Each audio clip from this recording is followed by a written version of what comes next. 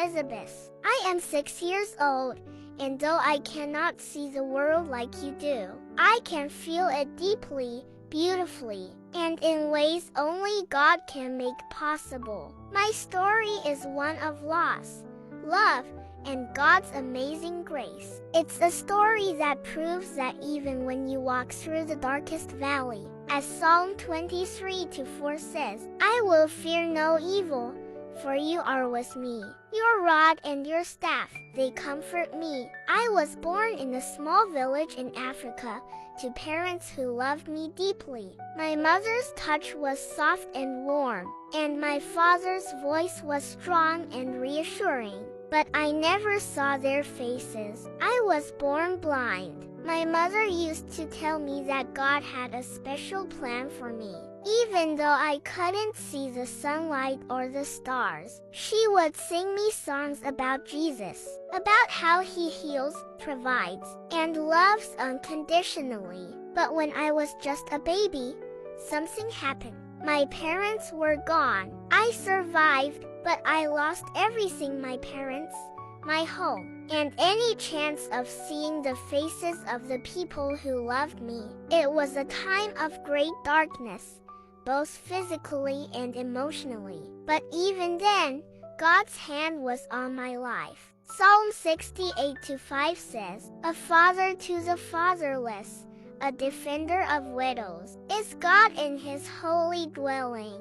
I didn't know it yet, but God was about to become my father in ways I could not imagine. After the fire, I was taken to an orphanage. It was a humble place, but the people there were kind. They told me stories about Jesus and his love for children like me. I began to feel a spark of hope, a light that shone even though I couldn't see it with my eyes. One day, a woman named Mama Grace visited the orphanage. She was an evangelist, traveling from village to village, spreading the good news of Jesus Christ. When she spoke, it was as if her words reached deep into my heart. She said, The Spirit of the Lord is on me, because he has anointed me to proclaim good news to the poor. He has sent me to proclaim freedom for the prisoners, and recovery of sight for the blind. Luke 4:18. I felt like she was speaking directly to me. Mama Grace took a special interest in me. She taught me how to pray,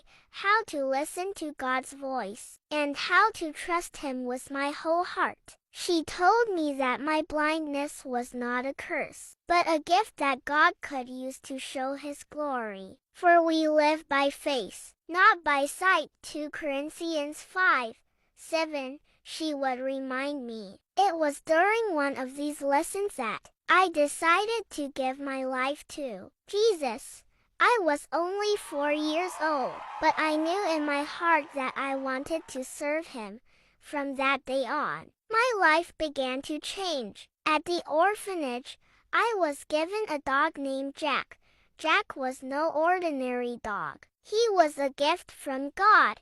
He became my eyes, guiding me wherever I needed to go. But Jack was more than just a helper. He was my friend, my companion, and my reminder that I was never alone. Whenever I held Jack's leash, I felt like I was holding onto God's hand. When I turned 6, I felt a strong calling in my heart. I wanted to tell people about Jesus, just like Mama Grace did. I wanted to share the love that had saved me, the love that had given me hope when I had none. So, with Jack by my side, I started going from village to village, sharing my story. Let me tell you about Jesus, I would say to the people who gathered to listen. I told them how he had been my comfort in the darkest times, how he had given me a family in the orphanage, and how he had given me a purpose even though I was blind. I would quote Romans 8:28. And we know that in all things, God works for the good of those who love him, who have been called according to his purpose. I told them that even though I couldn't see, I could feel God's love in every step I took, in every breeze that touched my face, and in every wag of Jack's tail. One day, I visited a village where people were struggling with drought and hunger. I stood before them, holding Jack's leash tightly, and said, God sees your pain. He sees your tears, and He loves you.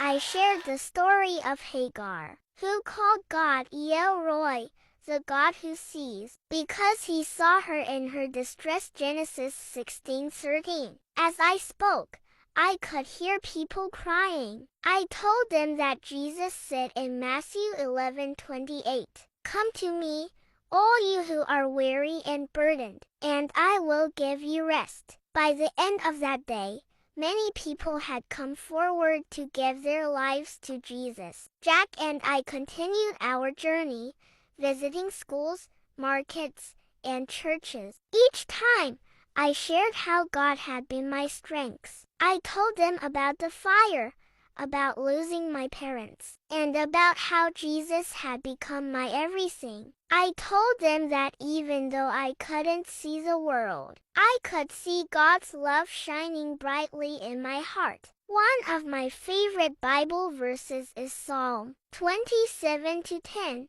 Though my father and mother forsake me, the Lord will receive me. I told people that this verse had become my life's testimony. Now, as I stand here before you, I want to leave you with this message. No matter what you're going through, no matter how dark your situation may seem, God is with you. He loves you, and He has a purpose for your life. And if He can use a little blind girl like me to share His word, He can use you too. All you have to do is trust Him.